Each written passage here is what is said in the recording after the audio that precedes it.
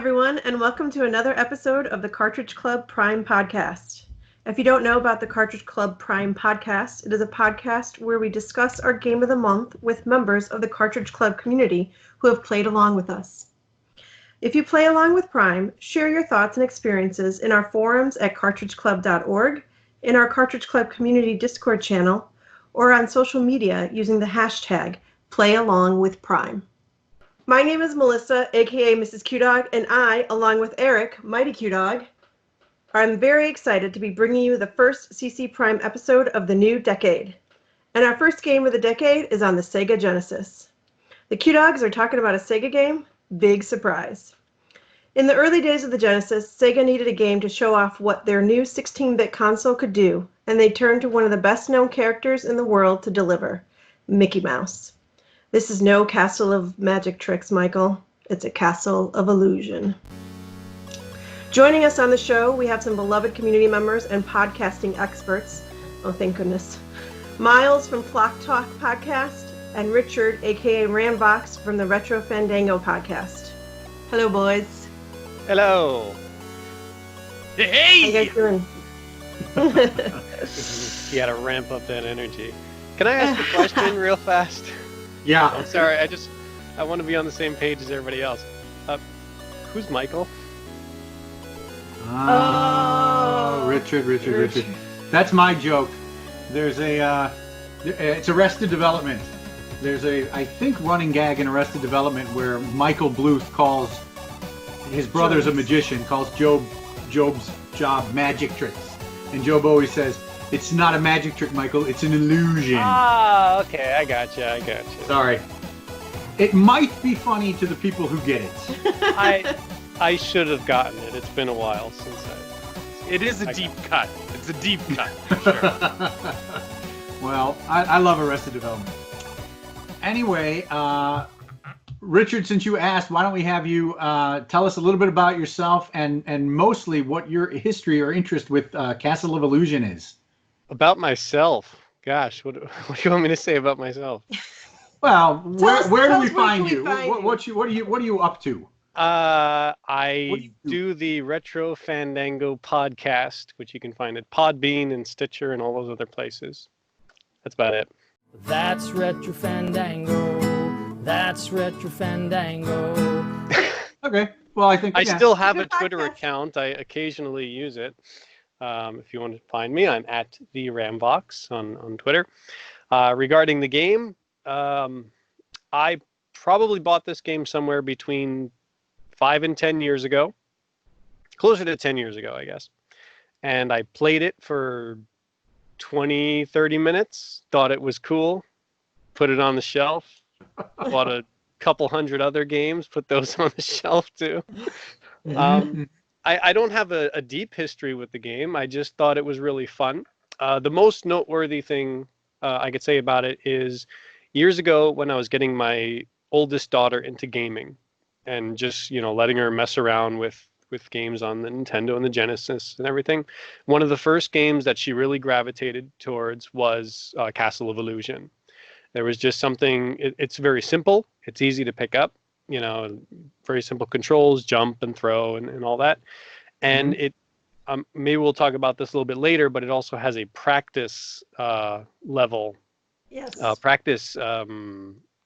Level that you can play like a shorter version of the game. And for a young child, it was like, perfect because you could play through an entire game, getting a beginning, middle, and ending. So I have kind of high praise for the game, mostly because of her experience with it and just me watching her play and watching her get into games. But I think it's a fun game, and it's one that I can pick up, here and there over the years. So it's just always been a fun title. And for some reason, I have this aversion to Disney stuff. I think I always feel like they're trying to sell me something whenever I pick up a Disney product. Yeah. And which is absolutely true of this one as well. But they do a good job of hiding it. So I don't feel like they're trying to make me buy things when I play this game. It feels like I'm just playing a game. Okay, good. Yeah. Okay. How about you, Myles? Tell us a little bit about where we can find you and your history with Castle of Illusion. So, I'm Myles. I co-host a podcast called Flock Talk with Catherine, my partner, and her friend Chris. Oh, shalalala, shalabalagoo.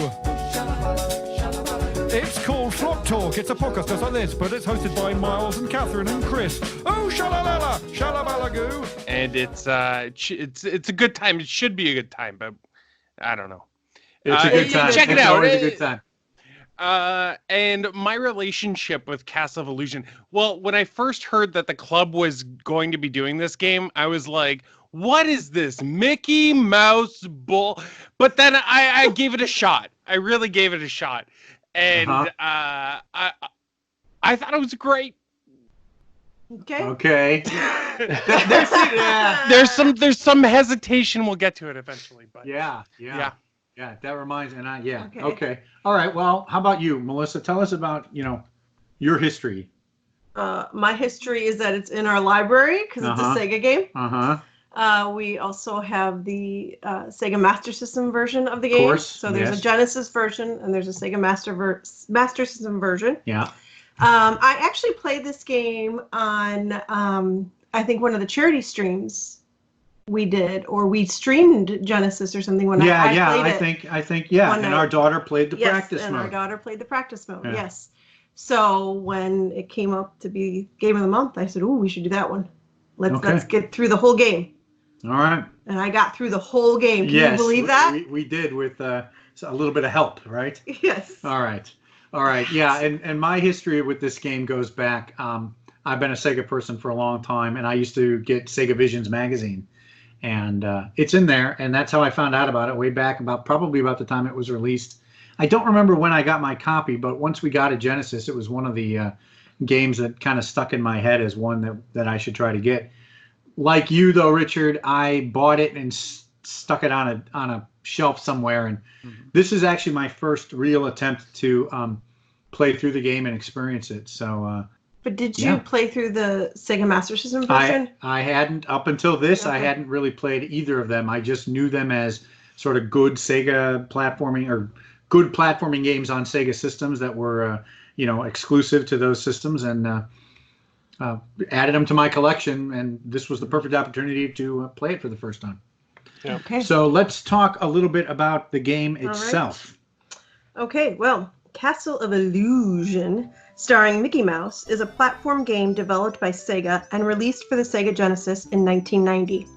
The game follows Mickey Mouse on a quest to save Minnie from the evil witch Mizrabel. It was the first game in Illusion video game series starring Mickey and was part of the second wave of games for the Sega Genesis, which helped solidify the console's reputation until the release of Sonic the Hedgehog. I really like that they named the witch Mizrabel. Yeah. I thought that was kind of clever. Versions of the game was also later released for the Master System and Game Gear. These 8-bit versions differ from the Genesis version in several significant ways, making them almost different gaming experiences. Finally, in 2013, an HD remake of the game was created with updated 2.5D graphics. The game was released on PS3, Xbox 360, PC, and several mobile platforms. Okay, so Myles, which version of the game did you play? So actually, I owned a copy of this on Sega Genesis, but I sold my whole collection. But I then bought a Sega Genesis Mini, and it's on there. Yep. It's one of the games on there, so that's the version I played. Excellent. And what about you, Richard? Which version did you play? Like Myles, I also had the physical copy, which I thought I still had, but I guess I got rid of it. But I played it on the Mega EverDrive. I've kind of made that my go-to for Genesis now. Is there a Japanese version of this game? Do you know if there's any differences? Yeah, that's the one I did have, and I can't say that I know of any differences. All I know is that the Genesis, there's a certain modification you can do to it where the game will play in both English and Japanese. Like both versions are on the cart. You just have to make a little modification, flip a switch, and then it'll switch regions and play it. Like Streets of Rage is kind of like that.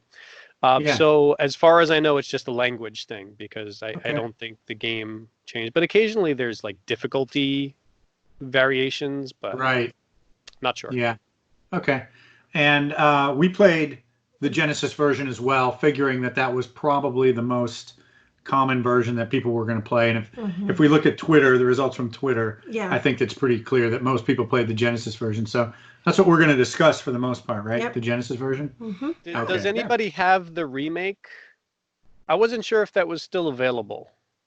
I thought that I had heard that it wasn't available, but then when I looked on the, I actually looked at the Xbox storefront the other day, and it indicated that I could buy it, but we don't have it.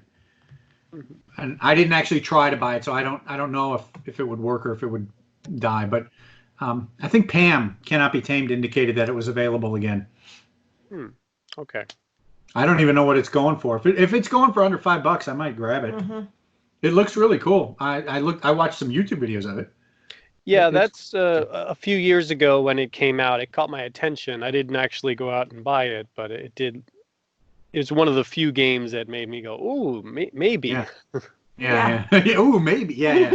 Maybe. Well, I don't know. Apparently it's available on Windows, so I wonder if you could find it on Steam or Steam, something. yeah. I don't know if it would be on some gaming platform on PC. Look it up. All right. I want to discuss the gameplay. Yep. Okay. Some of the mechanics of this. We mentioned it's a platforming game. And it doesn't, I don't know. Let me ask it this way. The mechanics, the gameplay mechanics, Richard, it didn't seem like a very complicated game to me. It seemed pretty straightforward. Oh yeah, very simple. I guess that's the benefit of it being an early title. They didn't really, they were going simple. Just make it as good as you can with, basic controls. Mickey Mouse, he walks. He doesn't run, as far as I can tell. Oh, he does. There's That's no right. speed. He walks, he jumps, he picks up projectiles and throws them. And he's got what you call the butt bounce. My daughter refers to as the butt smash. Butt smash, Yeah. yeah. So there's a bit of I wanted to ask about this because there's a bit of a debate, if you will, on Twitter about the butt smash.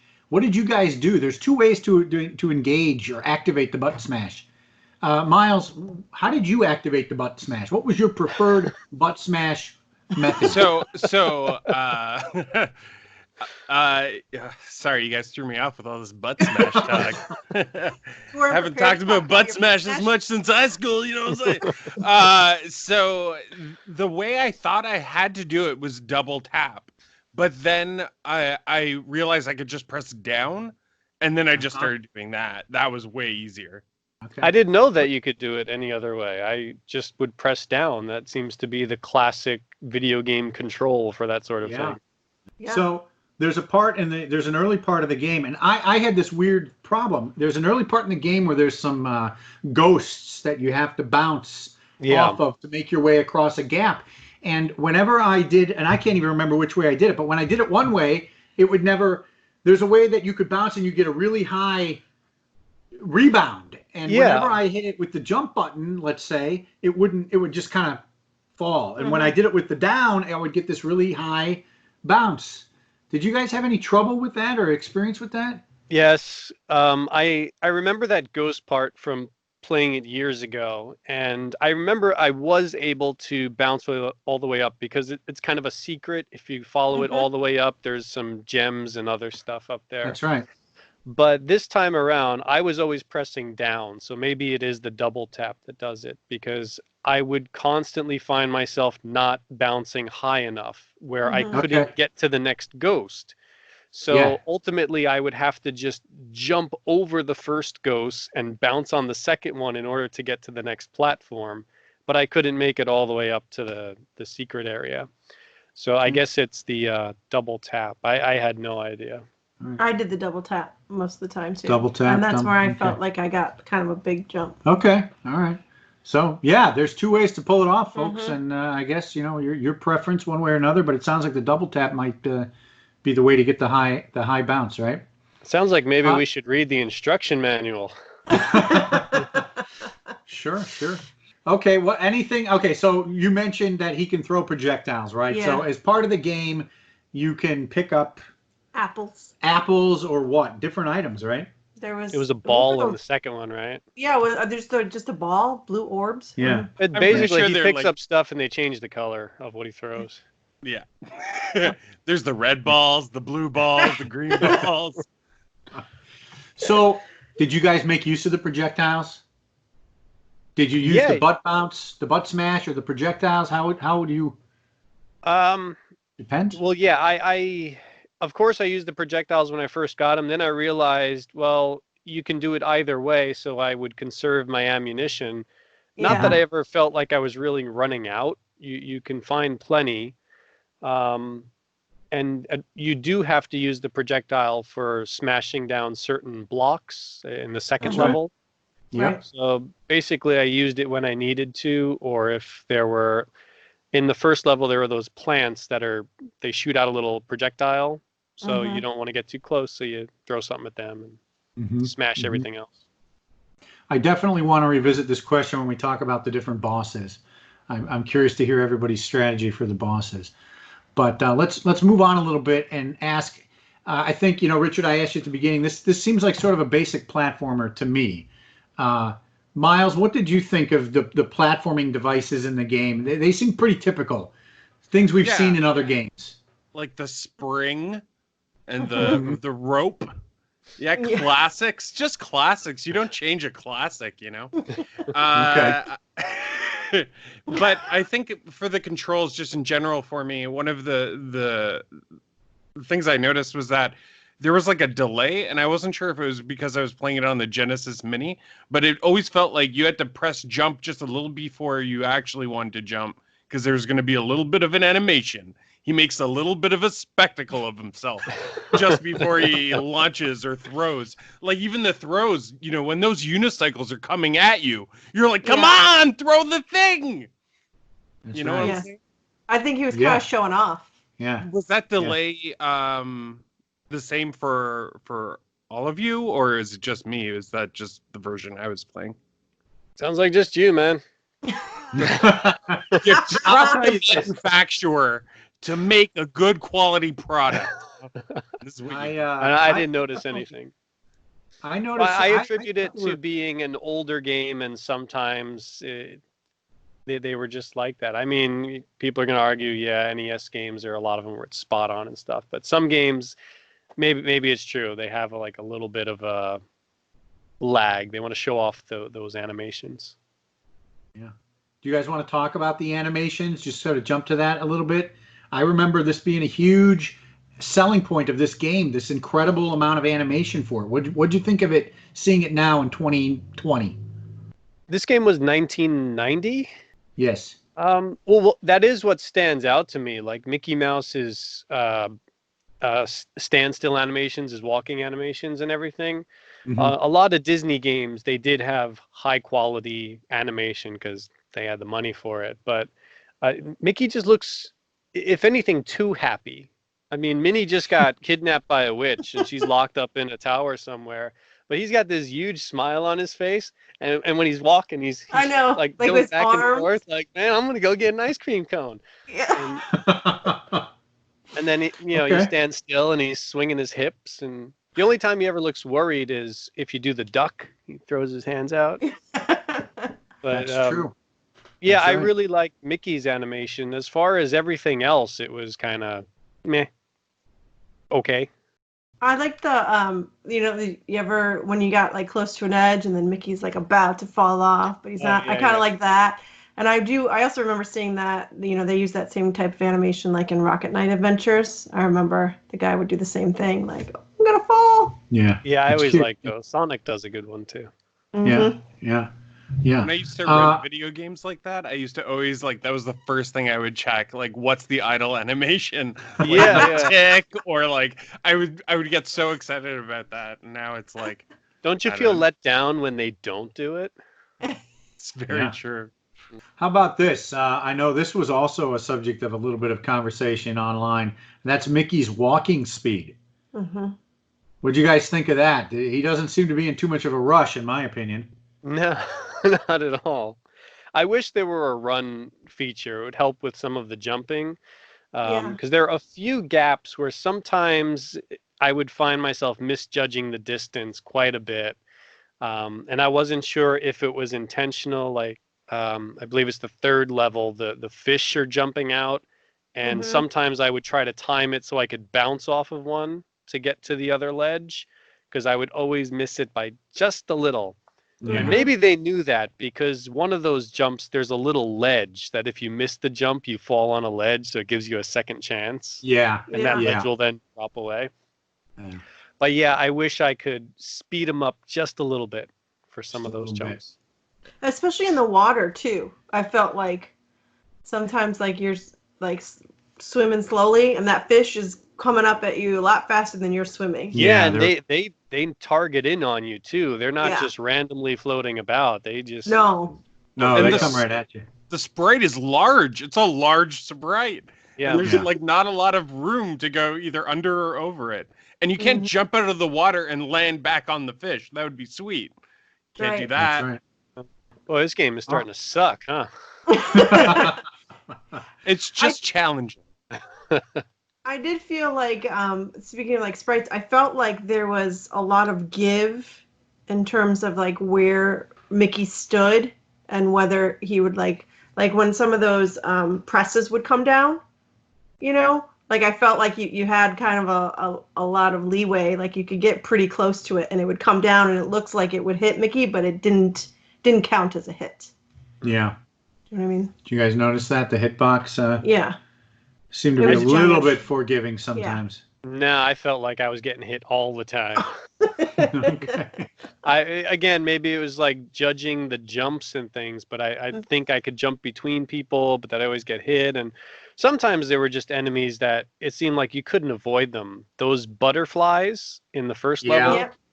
when you're going on the rope, it's like you grab the rope and you see the rope, you grab it and you're swinging, and then the butterfly's like right there and would hit you. There's not really a way to avoid it. So some of those I felt were a bit unfair.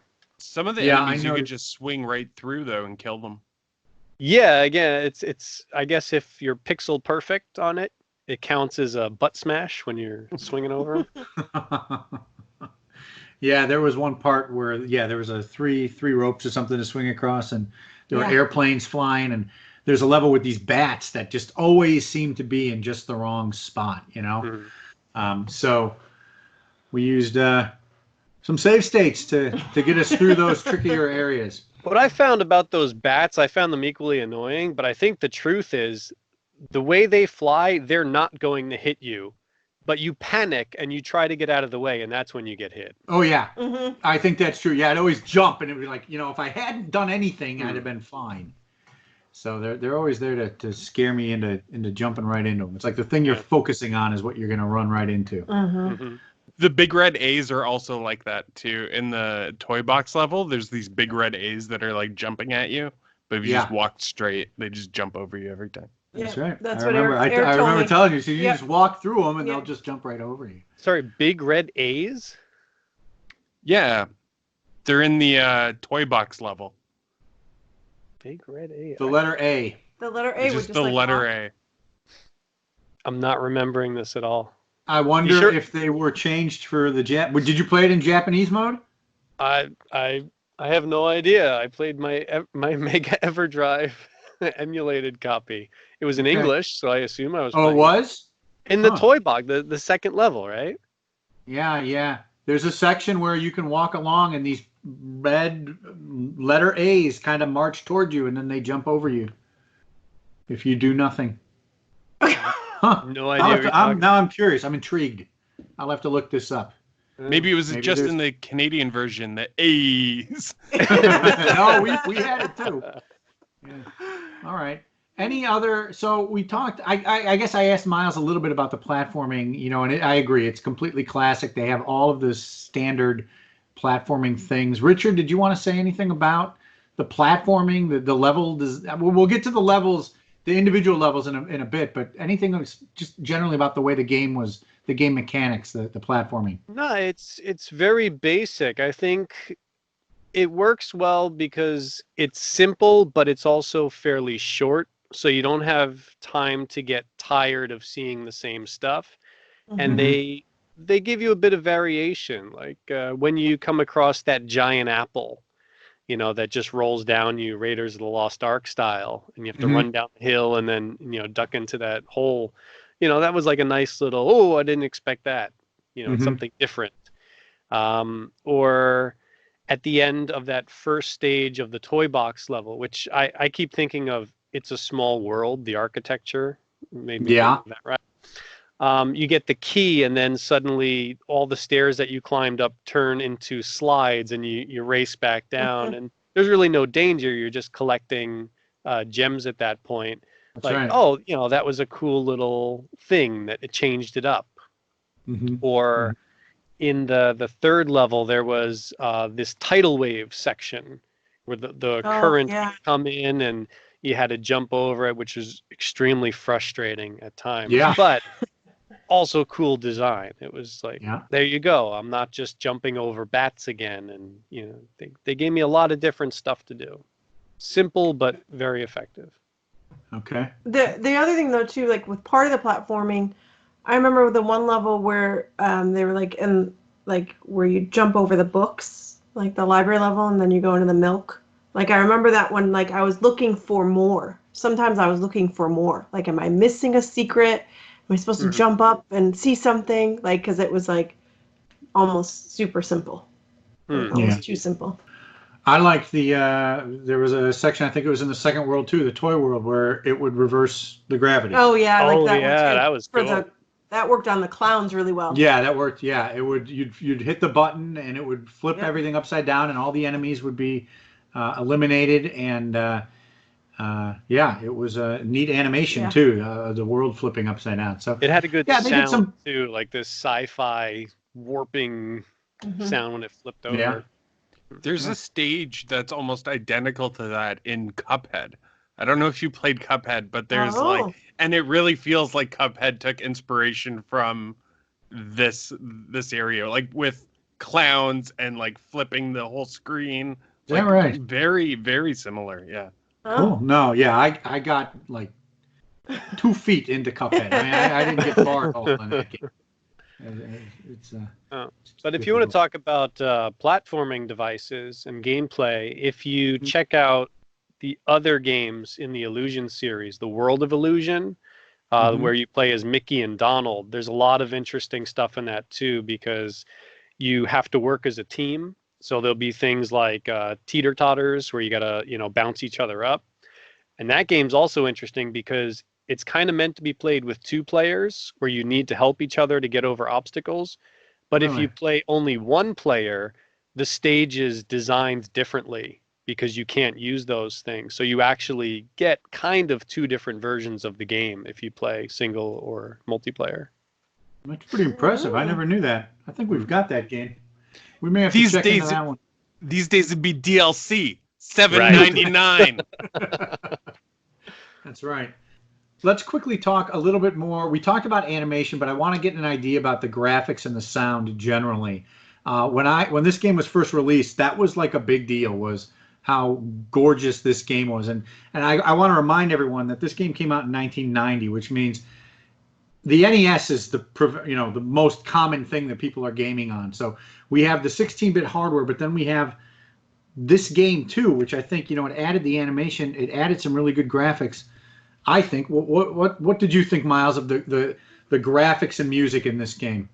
At first I wasn't impressed, and then I realized when it came out, and then I was like very impressed. Like this game looks fantastic for 1990, and I actually watched the footage from the Sega Master System version, and it looks just as good as the Genesis one. Like, I don't know if you've seen footage of it, but it looks great as well. I think this game was ahead of its time for sure. And I think a lot of games that came after it took things from it. How about you, Richard? What do you think of do you think the graphics have aged well? Are they good? I enjoyed them. I think some of the enemies are kind of flat. Those trees that would just walk by. There's nothing too special about them design-wise or anything. It really feels like just a graphically impressive 8-bit game. Like the style Okay. and the speed feels like NES, where it's Right. still kind of slow and it's fairly simple.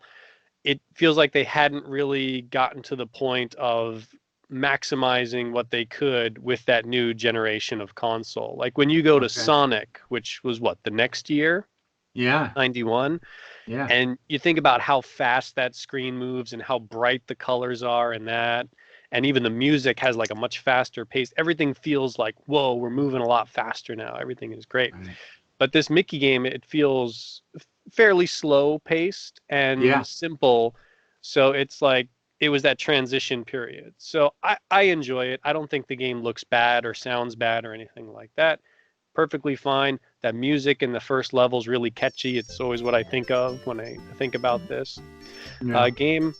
But even the storyline at the beginning, just the animation of Mickey and Minnie dancing around, and here comes the witch and takes her away. Really nice animation, good music.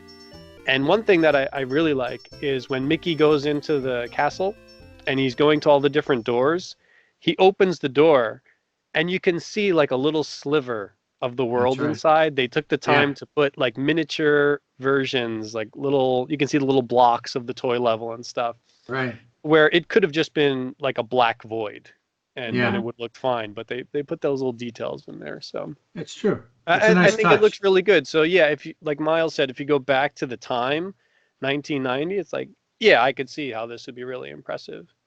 Yeah. And one minor thing, I don't know why I enjoy this as much, but Mickey's ears seem a little bit small compared to how they normally are.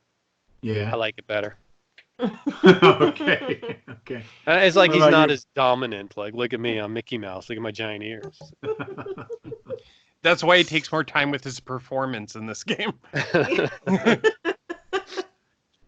All right. What about you, Melissa? Anything stand out in terms of the graphics or the sound? I don't know. I thought they were pretty.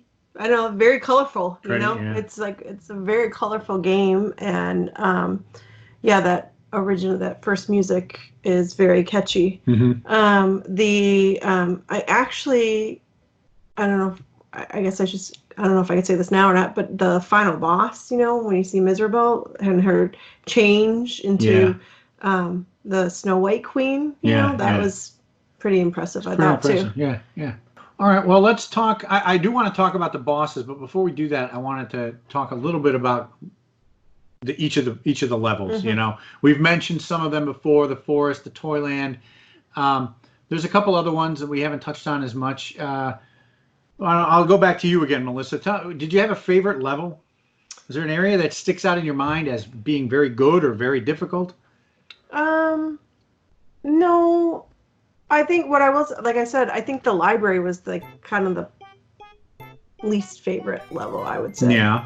Because that seemed the most boring. It wasn't as vibrant to me, and it seemed a lot more simpler. But that's the one that you went into the milk jugs in, right? Yeah, And then I there was know. this candy world in there. I know. Which was strange to me. Yeah, But it just, I don't know. That was the weirdest to me. Do you have a favorite? I don't know if I had a favorite. Okay. Toyland was kind of fun. Yeah. Yeah. So, All right. but they were all good. They're all good. Miles, how about you? Do you have a level that stood out for one reason or another? No, well, okay. One level I want to talk about is the storm.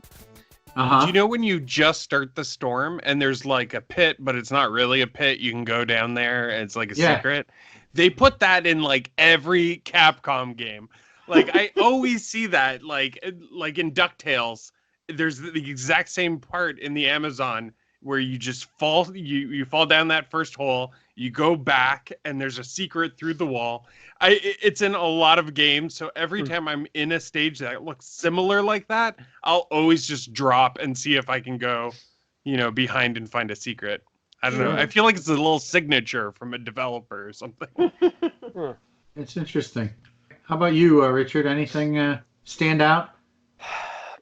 Like I said, a lot of those the specialty thing that would change in a level, the giant apple going down, the current of water going back. Yeah. Those were really fun because I played this game. I tried to play this game like a half a dozen times to get ready for this, and every single time I started playing it, when the music would start, one of my kids would run in the room, and they'd be over my shoulder watching me play this, and inevitably I got to pass the controller. Like, hey, here you go. Go ahead and play. Right. And then I lose my chance, and it's like, okay, I didn't get to play the game. Maybe in a couple of days. Pick it up again. Dun, dun, dun. Kid comes running in the room. Okay, here you go. Play. So I thought I might be able to avoid admitting this, but I didn't finish the game. I didn't get all the way through.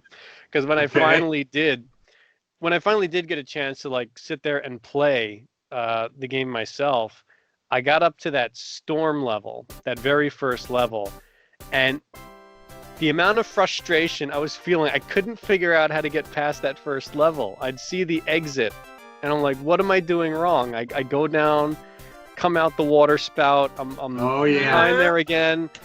Like, okay, am I supposed to go down this one? And I could have sworn I went down every single one of them.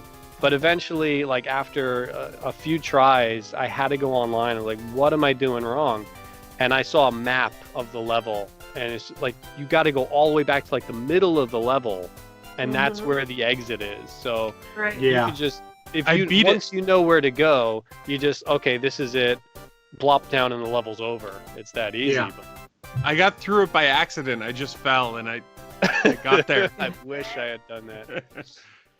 Because it didn't make sense to me. I was like, what am I missing? I was thinking I had to do that double like high jump off a mushroom to get over that platform. Yeah, I couldn't I figure remember out how that, to do it because there were like other stars up there. I was like, I can't get up there. It was driving me nuts. So I wasted a lot of time doing that. Eventually I did get past it and moved on, but I only got as far as the boss of that level, the one that has multiple possible names on this outline. Okay, we're going to talk about the bosses. I want to ask though, before we get there, what about the secret areas? Now, Myles, you mentioned some secret areas. Did you try to seek out these secret areas, or did you just come across some accidentally and say, okay?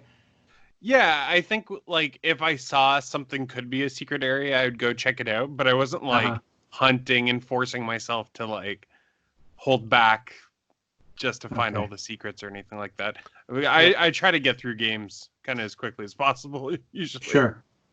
I mean, I found, the secret areas were small, right? And they gave you the gems, which are just worth points, or maybe they gave you a health thing to restore your health, and they were scattered around. How about you, Richard? Did you seek out these secret areas? Did you stumble on any?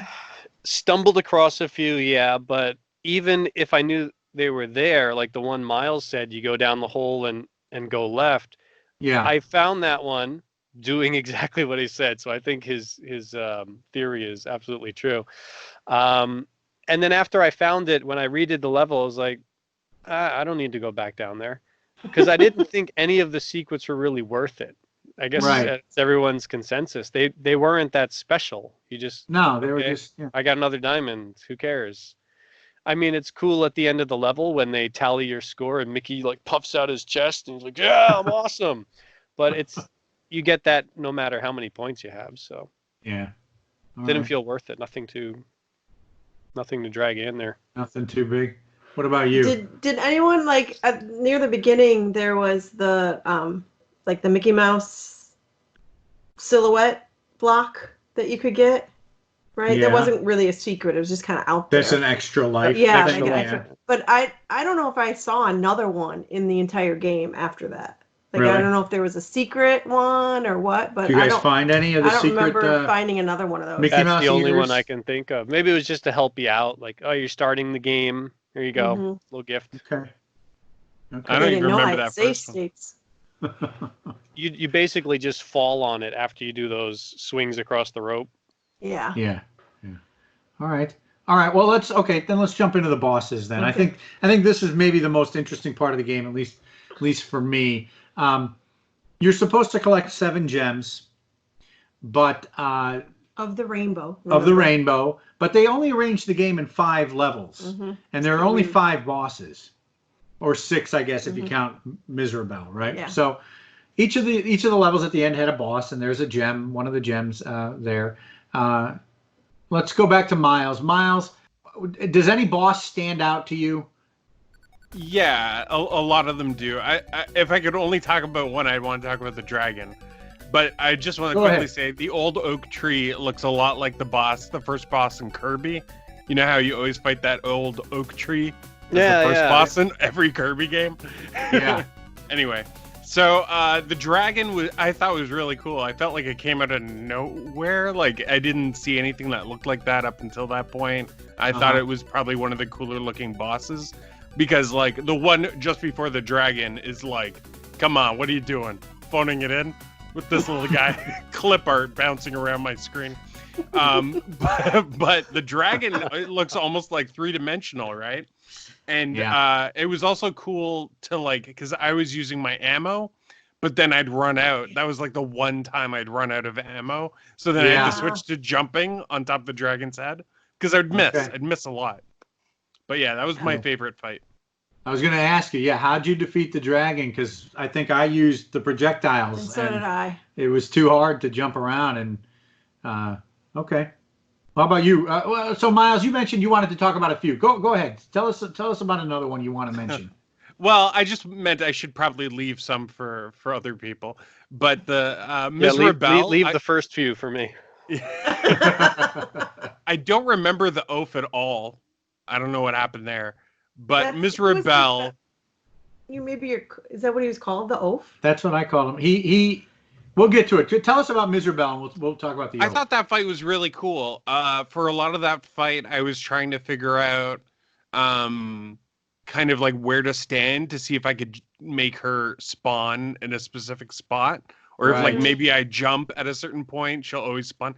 But it was completely random as far as I could tell. But once you get the hang of it, you feel real good. You feel like, oh, I got you. So like a couple times she'll beat you, but then when you get the hang of it, it feels good.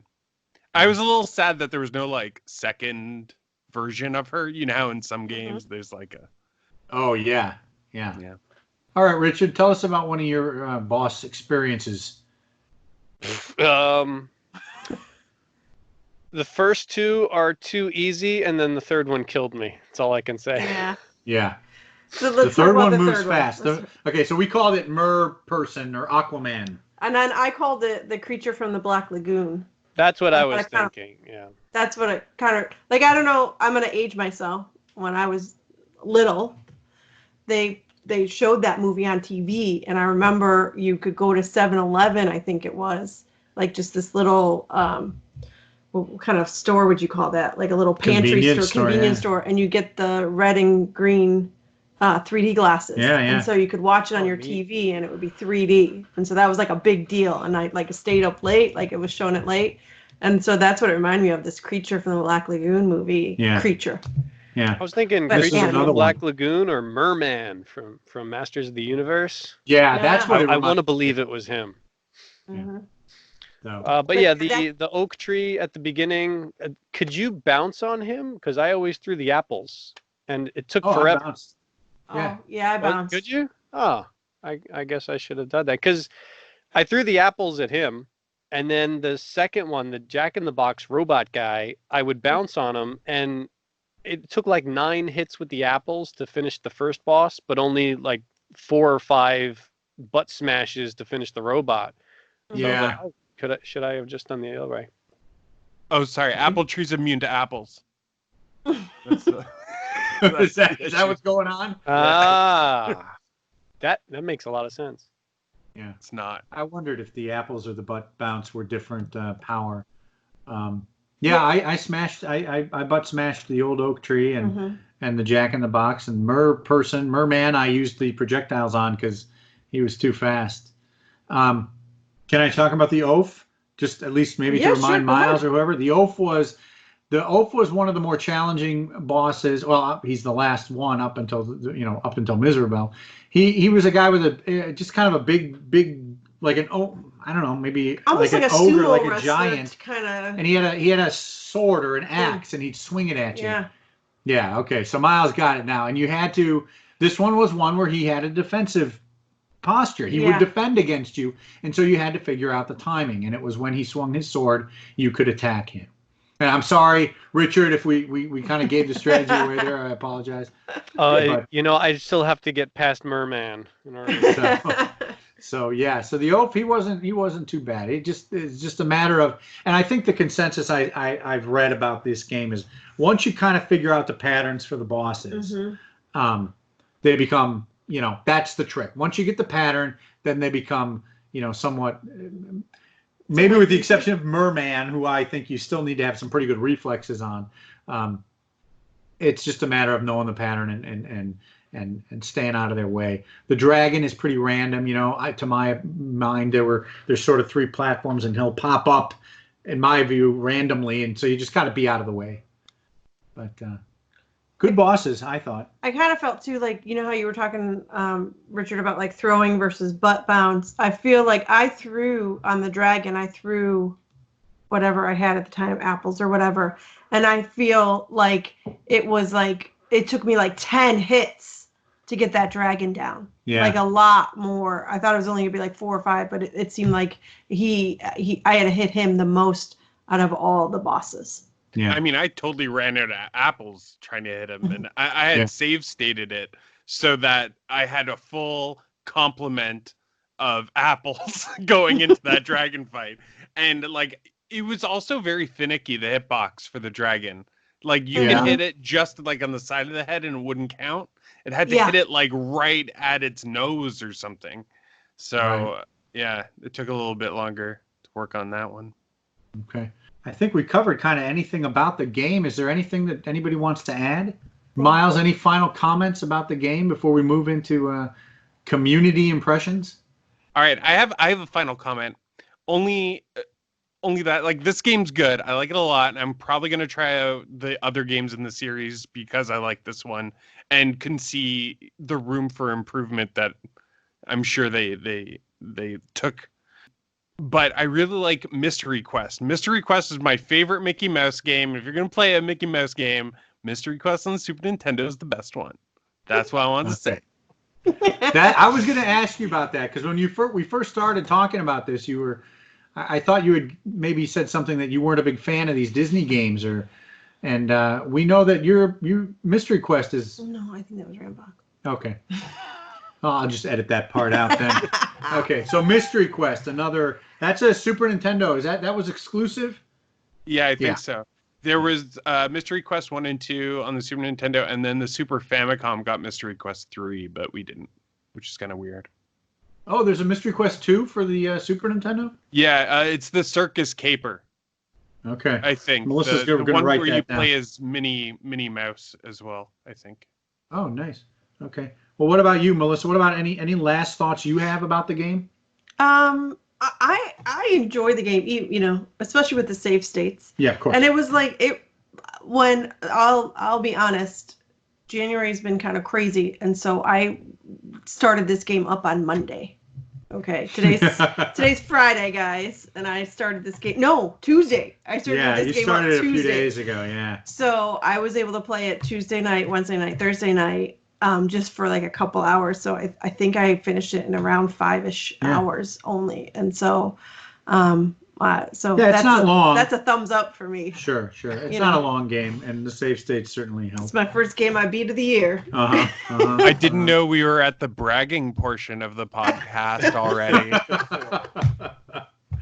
All right. Okay, Richard, do you have any last thoughts you want to say about the game, your final impressions? You know what? I've been playing this game for 10 years, and there's still more for me to discover. So, great game, That's good. in my opinion. Yeah, that's good. Can I say one more thing? This game also almost, I almost kind of want to play it, like try to play it all the way through, via QDawgs rules, No, I don't know. So it seems tough. That game is tough for me. It does. I know, but it was good. Melissa, yeah. I just want to say I believe in you, and I know that you can do it, and you have the strength to take this on. I believe in you. Now he makes me look bad. Yeah, I'll support you too. Let me ask it this way. So, Myles, or anybody really, was the game a challenge? Is this a hard game, or is this a pretty easy game by your reckoning? Myles, what do you think? since we were doing this podcast, I knew I had to finish it by the end of the month. So I was like, okay, when's it gonna end? Even though I was only playing it for 5 hours, like, because I was worried I wouldn't be able to finish it or something like that. But if I was just sitting down to play this game, especially like in 1990, this would have been a blast because you would have tons of replay because it would be difficult enough that you couldn't just speed through it. Like, I think it would have been a great game to have as a kid for sure. How about you, Ramvox? I know you said you didn't quite get all the way through it, but are you going to continue with it? Is the game too difficult, or is it worth continuing? I think the game is fine. At this stage in my life, my reflexes for gaming have diminished quite a bit. I don't play nearly as many games as I used to, so I'm very rusty on this. I think the game has just enough challenge. I see some, I don't know if you got to the comments down there yet. I can't believe people finishing this in one sitting. Get out of here. It's nonsense. But I suppose for people that play games regularly and, have fun with it, the problem I have, and this is, again, not the game, it's me. I want to get through the game as quickly as possible, which I believe we've also said is when I start playing a game, I can't play Super Mario Brothers anymore because I just start running and then I run down a hole and everything. So I think this game is fine. I just need to play by the game's rules and say, oh, look, there's a challenge. Let me stop and think about it and find the best way to overcome it instead of just running into it and hoping for the best. Okay. So with that, I think I want to move into you, Melissa, tweeted out. Mm-hmm. Let's get some community impressions. And we got a couple responses, right? Yeah. And so you want to read Musty's? Sure. Okay. Okay. Musty said that he misjudged Castle Evolution, thinking it'd be something overly simplistic. And after getting used to the earlier levels, I was able to finish this in one sitting, and I had a lot of fun getting it done. Yeah, right. La-di-da. Yeah. La-di-da, Mr. Oh, Streaming all the right time, part. professional No. game player, Musty. Yeah, right. My only complaint is the speed. Mickey moves way too slowly, with the exception of a brief moment in the second world. And some of the platforming is a test of patience. Nothing that you can't overcome, but some things that you'll need to die to before you can overcome them. Yeah. Man, this reading is really hard. I noticed that too. There are some places where it's like they expect you the first time you see it, you're going to die, right? If you don't, there's no way to know exactly what to do. Yeah. There was one where there was that pit, right? You have to run down this thing, or the apple even. You run down this thing, and if you don't do it perfectly, and jump over, you're going to jump into you're going to fall into this pit, and it's an instant death. So, yeah, there's some definite areas. And the clock area, too. I like that one, I think, could... they had levels where you could pause, but then, like, jumping over those gears and stuff, some of those are difficult. All right. And then we have another piece of feedback from Mark Thomas at Vulcan Jedi, who says, this game and Aladdin are really good. And I think, some of these Disney games that came out at this time, they've all been, I think they're all generally considered pretty solid titles. I know that Aladdin also has some really good animation. Anything else? And then Jeffrey Hilliard at Self-Destruct Toe, T-O-W, he was talking about the jumping because he butt jumped by pressing jump twice, and then found out later that you could hit down, and so he didn't realize there was two ways to do it. Okay. So yeah, we talked about that, right? Yep. Right. Mm-hmm. All right, that's it for our community feedback right now, right? So before we wrap it up, I guess I'll go around and ask for any closing comments. Richard, any last comments you want to say about Castle of Illusion? It's a good game. If you have it, you should play it. If you don't have it, it's worth seeking out. Great. Myles? I think that if you don't have this game, you should probably get that remake from 2013 because I watched some YouTube videos of it and it looks spicy. It looks like the hottest version of this game. Looks pretty good. It does look pretty good. Yeah. How about you, Melissa? What do you think? I thought, should people play it? Yeah, I think so. I think it's just like a fun little game to pop in and play. And I'm not a platformer and I'm old, but Musty said he did it in one sitting. I'm sure there's plenty. Yeah. That's the general consensus. There are people out there that can Yes. probably pull it off. Yeah, I think it's a pretty, like Rambach said earlier, it's kind of an 8-bit game with a 16-bit coat of paint on it. The game mechanics aren't anything particularly complicated. It's all stuff that you've seen before, and it's really just a fun game. I think if you were skilled at it, you could probably get through it in an hour or so, front to back. And it's worth play it for an afternoon, seek it out, and I'm certain you'll get an afternoon's worth of entertainment out of it. Okay. Hold it. I can't believe I forgot to talk about the Master System version of this game. Well, we're going to fix that right now. I'm bringing in a true SMS fan. He's a prolific streamer and all-around great guy. Owaz from Owazrim Twitch channel and at Owaz Gaming on Twitter. Owaz, take it from here. A couple thoughts about the Sega Master System version of Castle of Illusion starring Mickey Mouse. I really enjoy the Master System version. I think it's a great game. Controls are really nice, which is one of the complaints I have with the Genesis one. Mickey's movement feels really floaty, especially with his jumping. Like he seems like he's just so much slower in the Genesis version. I beat the Master System version and then went immediately to the Genesis version, and it felt like Mickey was going in slow motion. The Master System version has really bright and vibrant colors, and in my opinion, the Genesis version, the colors and whatnot seem kind of muted. I don't know if it's because it was early in Genesis's life, but the bright colors really they stand out, and it looks better. I enjoy it. It's more appealing to me. And nice thing about the Master System version is you start out with only 3 health, but you can pick up the extra 2, whereas in the Genesis version you start off with the 5, and you just have to collect the power-ups to get to from 3 health to 5 health. Both games have good music. I haven't beat the Genesis version. I made it to the Giant in the Genesis version. I've beat the Master System version a couple times now. If I could only play one version, it would be the Master System version. Anyone who hasn't played it and has the means to do so, I would highly recommend it. It's a great game, and a lot of fun. I really enjoy it. Thanks, Owaz. And now we can close out this podcast. So that was January's Game of the Month. Right. Cartridge Club does a new game every month, and next month in February is going to be Bloodborne for the PlayStation 4. And remember, if you're playing along with us, go ahead and you can let us know that you're playing along by using the hashtag Play Along with Prime on whatever social media platform that you use. And then you can also go to the forums or Discord as well. And then in March, we are playing Ori and the Blind Forest.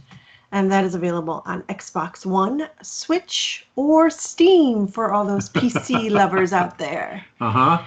And for I should go back, actually. The CC Portable game for February is The Legend of Zelda, A Link Between Worlds on the 3DS. So if you are into portable games, play that one. Whether you've played the first game or not, yes, you can play right. that one. And for the Quick Save Clubbers, they are playing Vampire, the Masquerade, Bloodlines. Ooh, that kind of... They got a blood thing. They got a whole blood thing going on in February, huh? When I saw QSC, I thought that was QVC. Is that like buying The stuff? shopping channel? Yeah, the shopping channel. Yeah. I'm sure. Yeah, that's. I'm sure they'll be happy to hear that. Yeah, I'm sure. So, and also, just to let you guys know, to those of you that are interested in supporting the club beyond a review on the podcast app of your choice, I'd like to mention that the club is entirely funded by pledges made from members of our community. We are extremely grateful to those supporters, and if you're interested in becoming one of them, please look into how you can do that at patreon.com/Cartridge Club. Okay. All right. So I want to thank our panel, Myles and Richard, for joining us. Tell us one more time, Myles, where we can find you. You can find me on the podcast that I do with Catherine and Chris called Flock Talk, wherever podcasts are found. And you can find me on Twitter at Flock of Nerds. Excellent. And Richard? Look for Retro Fandango, again, where all podcasts can be found. You can find me personally on Twitter at the Ramvox. Great. Okay. And I'm Eric. I'm at the Mighty QDawg on Twitter, and I run a YouTube channel with my wife Melissa called Mighty QDawg. Yes, and you can find me on Twitter at Mrs. QDawg, and that is DAWG. So we look forward to hearing from you next month, and CC Unite.